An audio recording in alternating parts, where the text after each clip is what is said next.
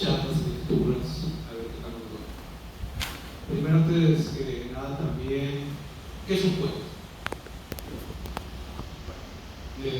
Fácilmente responderíamos que es un elemento literario el cual tiene un inicio, un clímax y un desenlace. Debe llevar una fractura de la realidad dentro del cuento, ¿no? Pero, ¿qué es un cuento? Ya en internet te dice que es una narración breve, ¿sí? Es oral o escrita, en la que se narra una historia de ficción con reducido número de personajes, una intriga poco desarrollada, un clímax y desenlace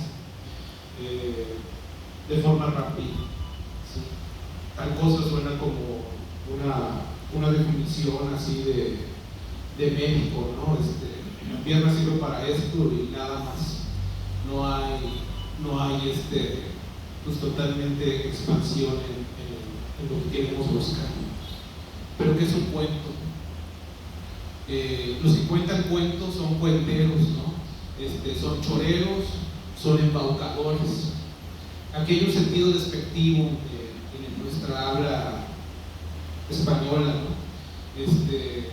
Para el creador se le tildan de poca cosa, un loco, un charlatán, cuyo fin es llevar, ¿cómo se llama?, unas ideas que son afines de que se haga lo que quiere que el cuentero se haga, ¿no?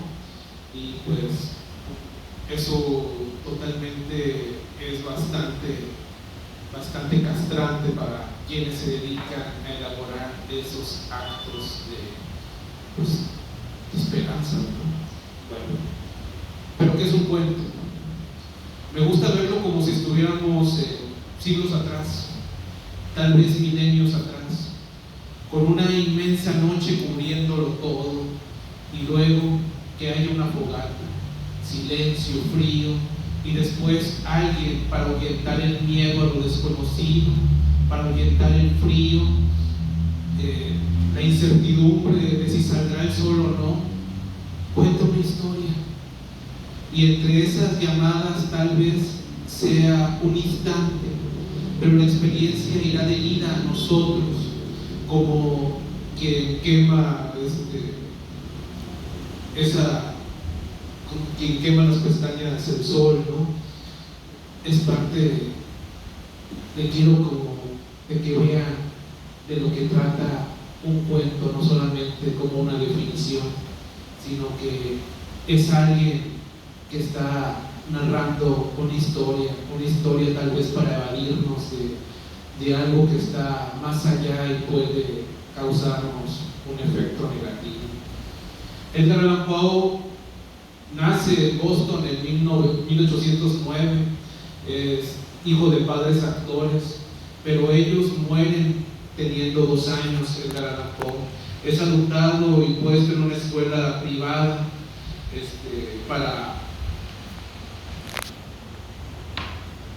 para hacerla más corta. En las escuelas privadas es expulsado, ¿no? de esas escuelas, pero el juego y la bebida se convierten en sus amigos de adiestramiento.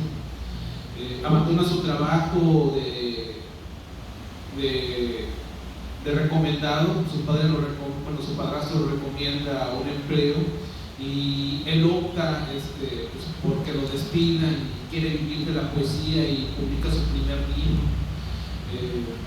Se enlista en el ejército y sirve durante 2 años, y es interesante también el hecho de que se aliste en el ejército. Por lo general los escritores, los autores buscan la manera de adiestrarse, ¿no?, en el oficio de las armas, toda vez que quieren ver lo que se siente, pues dispararle a alguien, ver su muerte, y es parte de esa criminalística que va ligada a las emociones, ¿no?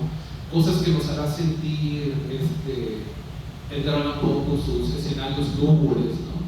Y más aparte da cierta viveza en todo esto que está ocurriendo cada vez que nos confrontamos con alguno de sus cuentos. y bueno, su padrastro lo mete a trabajar y otra vez lo despide. Se casa con su prima de 14 años, entra a trabajar a una redacción de un periódico y bien parece que está en el lugar donde debe de estar. Publica cuentos, poemas y críticas. Sale su primera compilación, que son los cuentos de lo grotesco y lo arabesco. Es un interesante paréntesis que podemos tomar ahí de que comienza a pues descarnar todo lo que tienen ocultado las plumas, ¿no? Comienzan a escarbar todo aquello que pues los conceptos de belleza comienzan a ser hegemónicos, ¿no? Y él comienza a dar ese giro y comienza a mostrar algo que está más allá de la visión humana. Y es interesante porque después seguirá su trabajo otras mentes. Y luego también publica El escarabajo de oro, y El cuervo y otros poemas. Sube como la espuma, aunque es una inamovible luz, conlleva una aberrante oscuridad. Su esposa muere en 1947 de una enfermedad que ya llevaba tiempo prolongándose, ¿sí? Y entonces la bebida, las drogas, comienza, antes de ser un aliciente, se transforman en un estimulante para absorber más vacío y destrucción. En 2 años, hasta que me encuentran inconsciente en una calle de Baltimore y es llevado al hospital, en donde padece una delirium tremens brutal, ¿no? Hasta que fallece pocos días después. 40 años, es un chavito, ¿no? 40 años le llevó a Edgar Allan Poe toda esa historia totalmente reducida que les vengo a comentar de él. Y wow, o sea, hizo bastantes cosas y vamos a averiguar qué más. El texto que les quiero leer se llama El hundimiento de la casa de Usher. Empieza con un epígrafe: su corazón es un laúd colgado, no bien se toca, resuena. ¿Sí? Como a pesar de ser colgado sigue resonando, ¿no? Permanece en esa petrificación de los objetos inamovibles, pero se mantiene, ¿no? Y es interesante por lo que vamos a ver con esa excelente epígrafe. Otra cosa importante, hay un tema sobre las traducciones, ¿no? Ya saben que las traducciones, tradiciones, no dejan el texto como la lengua materna, ¿no? El que fue escrito en inglés. Pero a pesar de todo, escritores como Edgar Allan Poe mantienen cierta esencia, ¿no? Tal vez provocada por los momentos más al límite de su vida, tal vez provocada por circunstancias que van más allá, ¿no? Inclusive genético, y es lo que permanece, ¿no? A pesar de ser tocado, trastocado y movido por las traducciones. Vamos a ver el primer párrafo. Durante un tristón oscuro y silencioso día de otoño. Bueno, ahí con la primera línea, no hay nada más tristón que poner el adjetivo tristón, ¿no? Es pésimo, pero tal vez va a ir retomando camino. Pero al principio lo que está manejando Edgar Allan Poe es una atmósfera, ¿no? Nos da el tiempo y nos pone como pinceladas donde nos debemos de ubicar.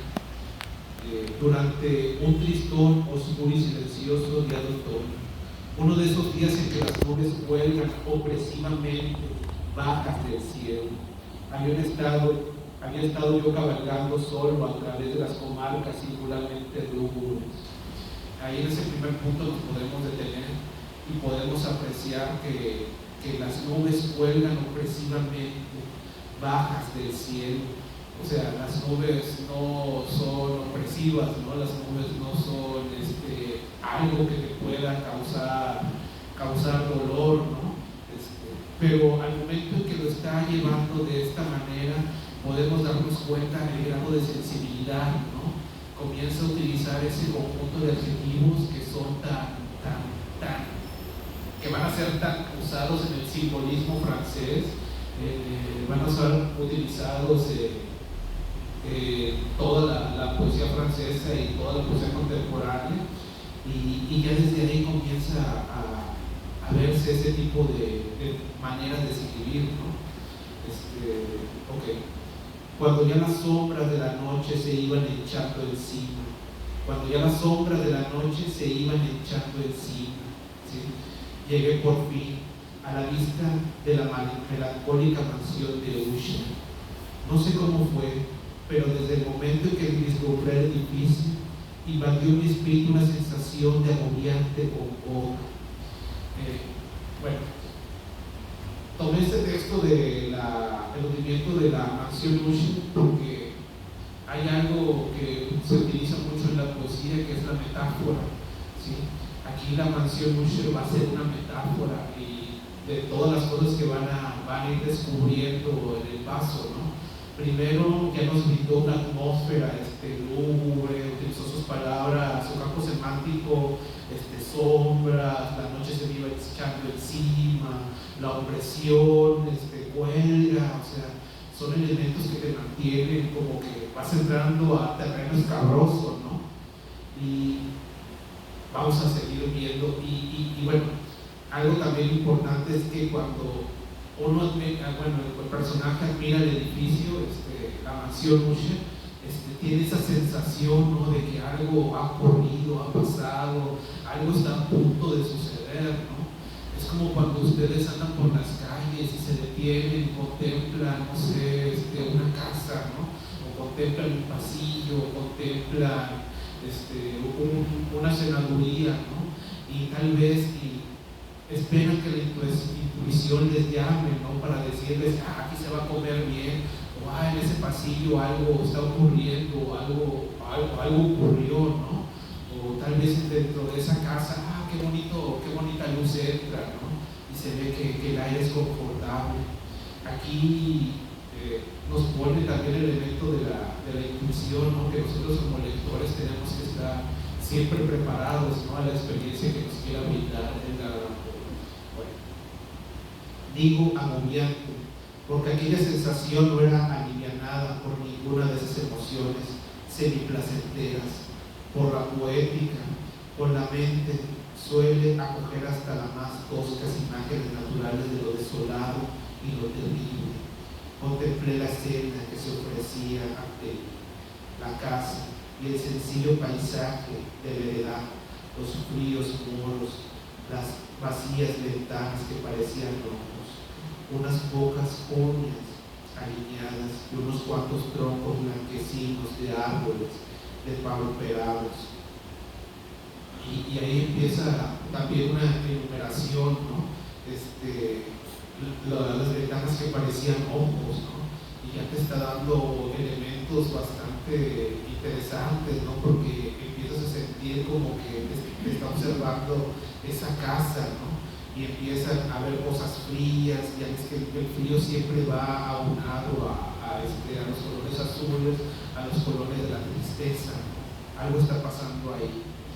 Una total depresión de ánimo que no puedo comparar con ninguna sensación terrena más propiamente que con el despertar de la siguiente embriaguez del opio. Bueno, aquí aparece su comparación sobre sus grandes adicciones, ¿no? Y otra cosa que les estaba comentando sobre que estuvo alistado 2 años en el ejército, también son situaciones que ayudan mucho, bastante al momento de abordar temas, ¿no? Porque el hecho de estar en guerra con alguien, el hecho de ver morir a alguien, el hecho de pues, ser tal vez la vida y la muerte de las demás personas, generan cierto registro, es como un registro vocal, ¿no?, en el cual genera unos bajos tan fuertes que nos mantiene en alerta, ¿no? Y también la literatura se alimenta de emociones fuertes, de emociones poderosas despertar que sigue al embriaguez del opio, con esa amarga vuelta a la vida real, ese odioso descorrer del velo. Era una sensación de frigidez, de abatimiento, de dolor de corazón, irremediable tristeza de pensamiento, que ningún estímulo de la imaginación podía despertar el menor entusiasmo por lo sublime del paisaje. Bueno, ahí tienen los elementos del paisaje, ¿no? El contraste del cielo y más aparte la adjetivación, ¿no? Que está manejando, la tristeza, la depresión, el dolor en el corazón, y más aparte el paisaje, ¿no? Que lo agrega como si fuera un sublime, ¿no? ¿Qué era? Me detuve a pensar, ¿qué era lo que me deprimía así al contemplar la casa Usher? Era un misterio de utopía insoluble. Ni siquiera podía explicar las sombrías imágenes que me asaltaron en mis meditaciones. Me veo obligado a aceptar la insatisfactoria conclusión de que, si bien existen sin duda combinaciones de objetos naturales muy simples que tienen el poder de afectar de ese modo, el análisis de ese poder, sin embargo, preside consideraciones que escapan de nuestro alcance. Podría ser, reflexiones, que una simple diferencia a la disposición de los detalles de la escena, de los pormenores del cuadro, bastase para modificar o quizá destruir su facultad de producir impresiones dolorosas como aquella.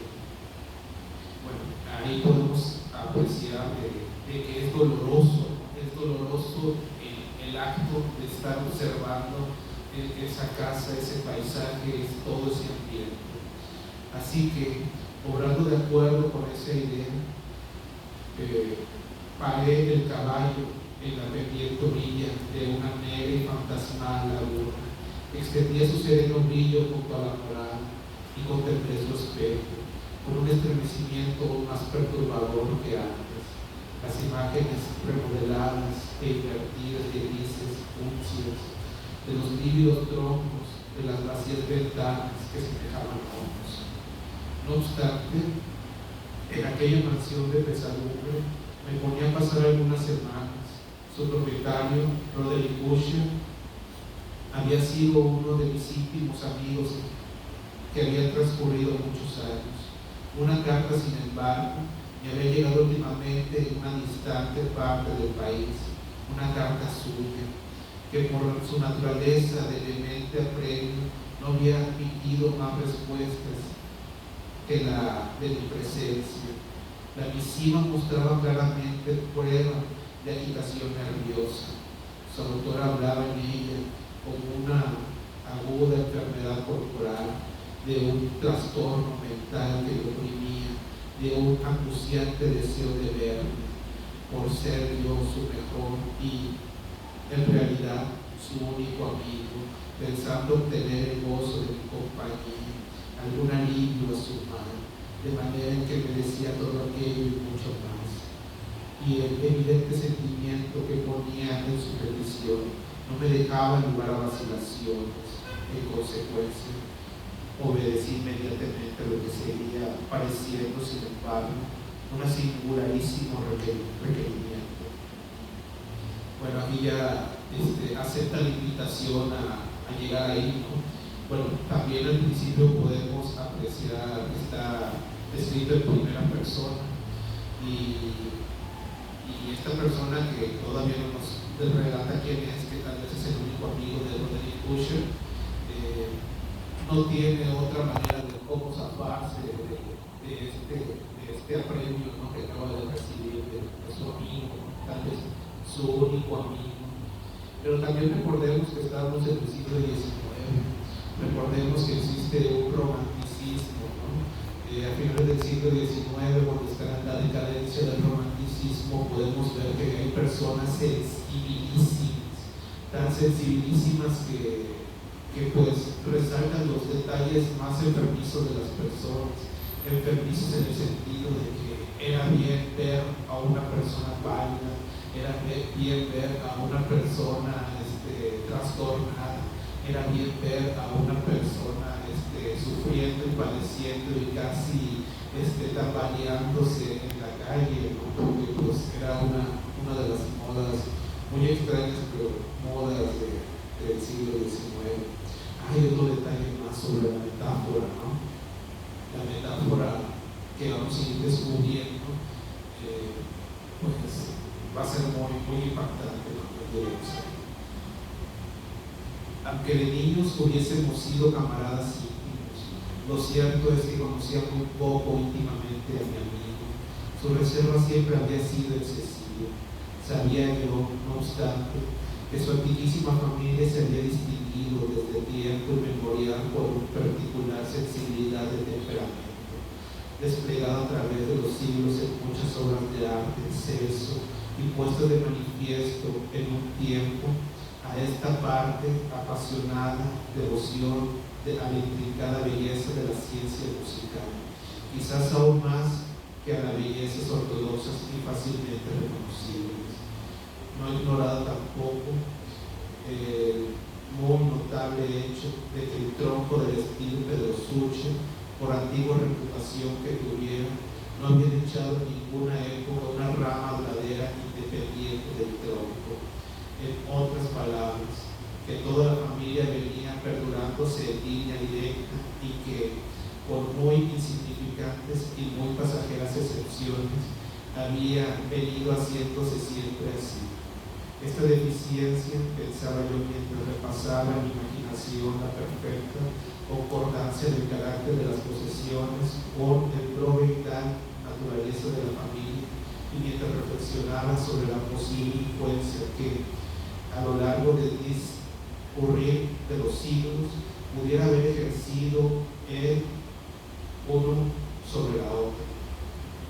Era esta deficiencia quizás de línea colateral y la consecuente e invariable transmisión del padre a hijo, del patrimonio y del nombre, lo que a la larga había identificado a estos dos el punto de confundir el título original del solar en la añeja y equívoca denominación de casa de Usher, denominación que parecía incluir en la mente de los lugareños que lo usaban tanto la familia como la nación.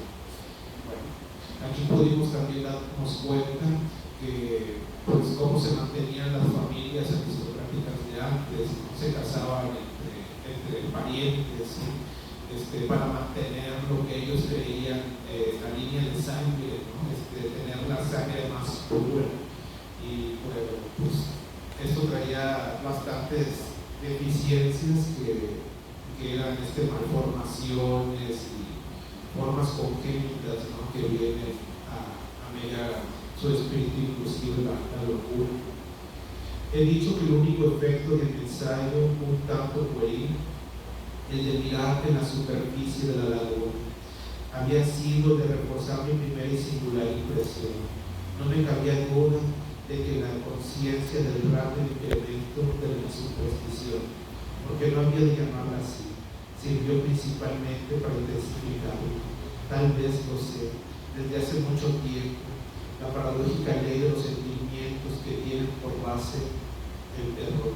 Y puede que fuera aquella la única razón de que, al levantar mis ojos hacia la casa, desde su imagen reflejada en el estanque, se formara en mi mente una extraña idea tan ridícula, efectivamente, que solo la menciono para mostrar la vívida fuerza de las sensaciones que me oprimían.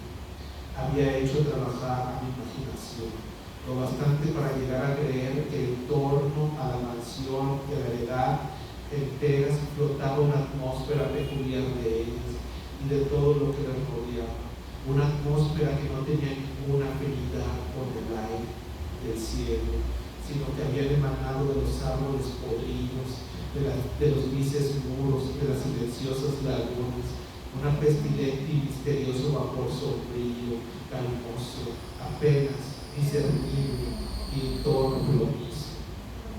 Aquí podemos apreciar también que no solamente va a tratar del monstruo, de que va a aparecer un ente que es devorador de otras de las personas, ¿no? Y cuyos rasgos pues totalmente totalmente pues ajenos, humanoides van a acabar con las personas, sino que algo muy importante al momento de escribir y de leer, bueno, más que nada de escribir, es el crear atmósferas, ¿no?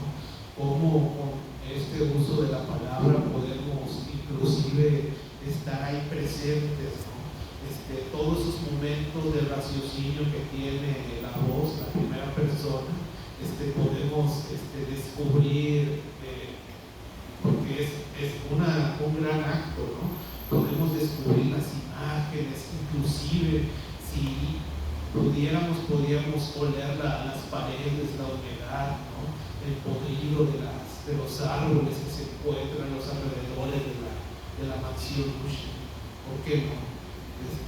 Tal vez era este ejercicio de Edgar Allan Poe, siendo casi todo un científico de la literatura, puede que sean esos niños, ¿no? Expulsado de mi espíritu lo que tenía que haber sido un sueño, examiné más detenidamente el verdadero aspecto del edificio. Su principal característica parecía ser la de una extrema antigüedad. La pátina que dejaron sobre él los siglos era considerable. Diminutos ojos tapizaban todo el exterior, colgando un hermoso entramado de los aldeos. Y sin embargo, todo esto no implicaba una gran deterioro. No se había desprendido ninguna sección de la obra de fábrica y parecía existir una rara incongruencia entre el aún perfecto ajuste de sus partes y el desmoronamiento que amenazaban las piedras individuales. En ello había mucho que recordaba las engañosas integridad de un viejo maderrame que había ido pudriéndose durante años en alguna bodega sin verse perturbado por el contacto con el aire del exterior. Aparte de aquellos indicios de ruina general, la obra, sin embargo, no presentaba la menor señal de inestabilidad. ¿Acaso el ojo de un observador atento hubiese podido descubrir una grieta apenas perceptible, extendiéndose desde el tejado frontal del edificio, bajaba en zigzag por el muro, hasta perderse en lúgubres aguas de la laguna? Inclusive, ¿no? Con esa descripción podemos casi estar ahí, ¿no? Es parte de la majestuosidad de Edgar Allan Poe, ¿no? Y bueno, mientras advertía esas cosas, cabalgué por un corto terraplén hasta la casa. Un sirviente que esperaba se hizo cargo de mi caballo y yo entré por el arco gótico del vestíbulo. Un criado de furtivo andar me condujo en silencio desde ahí a través de numerosos corredores oscuros e intrincados hasta el estudio de su amo. Mucho de lo que encontraba en el camino contribuía, no sé por qué, a avivar mis vagas sensaciones de que antes que hablar, aunque los objetos que me rodeaban, las molduras de los techos, los sombríos tapices de las paredes, la negrura del niebla de los suelos, los fantasmagóricos trofeos heráldicos que retemplaban a mi paso, no eran sino cosas que habían estado acostumbrados desde la infancia. Aunque no vacilara a reconocer cuán familiares me resultaban todos aquellos objetos, todavía me sorprendía al reconocer lo poco habituales que eran los pensamientos y aquellas imágenes corrientes despertaban en mí. En una de las escaleras topé con el médico de la familia. Su semblante, pensé, lucía una expresión mezcla de bajona, astucia y perplejidad. Me saludó con asolamiento y siguió adelante.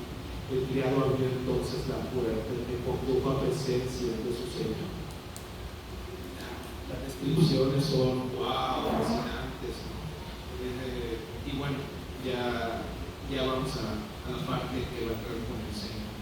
Pero si puede darse cuenta cómo empieza su descripción, ¿no? Es casi científico, es casi todo planeado, no hay ni un uso, todo el espacio lo tiene bien cubierto, no hay momentos para echar paja, ¿no? Como ya leímos en la definición, ¿no?, que te arrojan de que es una narración breve de lo que es un cuento, ¿no?, que es una historia de ficción reducida al número de personajes, una intriga poco desarrollada, ¿no?, y un clima sin desenlace de forma rápida. Pero es que lo que se hace con el cuento es mantener el suspenso, mantenernos expectantes de lo que vaya a ocurrir. Para eso se economiza el lenguaje, se utiliza la mejor manera de escribir líneas para mantener la atención del lector. La estancia que encontré era muy amplia y alta. Las ventanas largas, estrechas, rematados, el arco apuntando, estaban a tal distancia del negro piso del roble que resultaban inaccesibles de todo punto desde adentro. Débiles rayos de luz rojiza se abrían paso por los cristales emplomados y servían para resaltar con superficie la claridad de los objetos más destacados que ahí había. La mirada, sin embargo, luchaba en vano por alcanzar los remotos ángulos de la habitación o los huecos del abovedado y calado techo. Oscuras colgaduras pendían de las paredes, el mobiliario era profuso y pobre, y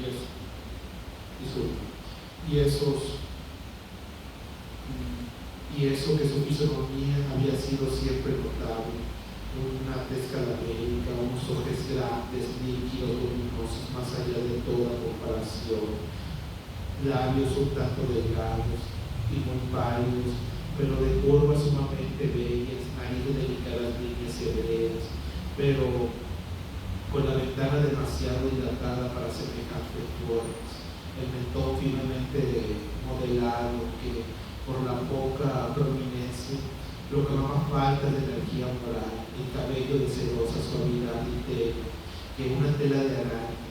Estas facciones sumidas en un excesivo ensanchamiento de la región de las sienes componían un conjunto, un semblante que no era fácil de olvidar. Aquí la descripción de la persona, ¿no?, es totalmente casi un personaje de Tim Burton, ¿no? Pues sí, mucha de la obra de Burton, la primera obra de Burton, está muy inspirada en los trabajos de Edgar Allan Poe. Y ahora, la mera exageración del carácter predominante de estos rasgos y de la expresión que solían mostrar, se vertía tal cambio que yo dudaba de la identidad de aquel a quien hablaba, y por encima de todo me sobrecogía hasta espantaba la palidez a sazón fantasmal de su piel y el brillo milagroso de los ojos. Además, había dejado de él crecer despreocupadamente el celoso cabello de en su revuelta y situadísima textura flotaban más que caían alrededor de su rostro. No pude ni siquiera, por un esfuerzo, relacionar sus arabescos con ninguna idea de simple semejanza humana. De manera que mi amigo me chocó enseguida cierta incoherencia, cierta inconsecuencia, y de pronto descubrí que aquello provenía de una serie de débiles y futiles esfuerzos por dominar un temblor habitual, una excesiva agitación nerviosa.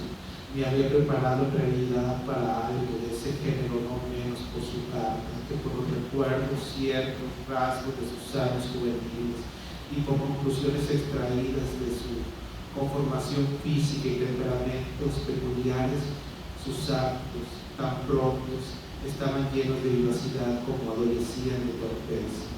Su voz pasaba rápidamente de una indecisión trémula, cuando su ardor parecía en completa suspensión, a una especie de concisión enérgica, en una enunciación brusca, recargada, calmosa y profunda, que se hablaba gutural, poderosa, equilibrada en sí, perfectamente modulada, que puede observarse en lo borracho perdido o en el impertinente consumidor de opio durante sus momentos de más intensa excitación. Y bueno, por ahí terminaría de de narrar, ¿no? Ya ustedes irían a descubrir la obra de Allan Poe. Allan Poe era un adelantado a su época y generó varias formas, ¿no? De lo que hoy conocemos como la novela negra. Él ya empezó con el relato detectivesco. Poe es una clase de escritor que no existía. Baudelaire, extasiado de su existencia, de Poe, lo llamó como su alma gemela. Taro Arai, con su seudónimo de Edogawa Rampo, usó ese seudónimo por Edgar Allan Poe, llevando más allá al género de lo grotesco del que les hacía comentarios al inicio, por el género del siglo XX llamado el horror. Nunca habrá otro Poe sobre esta tierra. Su demonio ha venido iluminando a cada uno de nosotros, ha traspasado 170 años de memoria humana, lo cual ¿saben? Es impresionante, porque hay cosas que se nos olvidan en este momento. Ahora imaginen que un autor de cuentos sea tan recordado y reclamado, ¿no? Lo han agregado en menciones, dedicatorias, poemas, inclusive el hundimiento de la casa de Usher. Ray Bradbury, a mediados del siglo XX, la pone la casa en Marte, ¿no? En sus crónicas marcianas. Ahora su imagen de poeta atormentado se puede ver en peluches o en stickers, ¿no? Junto a un pequeño cuervo. Y su prosa aún tiene la viveza, la veracidad, el corazón, ¿no? que tiene las personas al describir, al innovar, ¿no? al descubrir que este lenguaje muerto que aparece en los diccionarios, en las enciclopedias, puede llegar a momentos muy vibrantes y muy confortables, personas que, pues, en ocasiones, o como una parte del refugio, encontramos en su literatura pues todo lo que nos puede salvar. Y bueno, eso sería todo por esta ocasión. Espero haber ayudado un poco a develar más de la figura de Allan Poe, que se convierta en un escritor, ¿no? para sus lectores, y pues muchas gracias.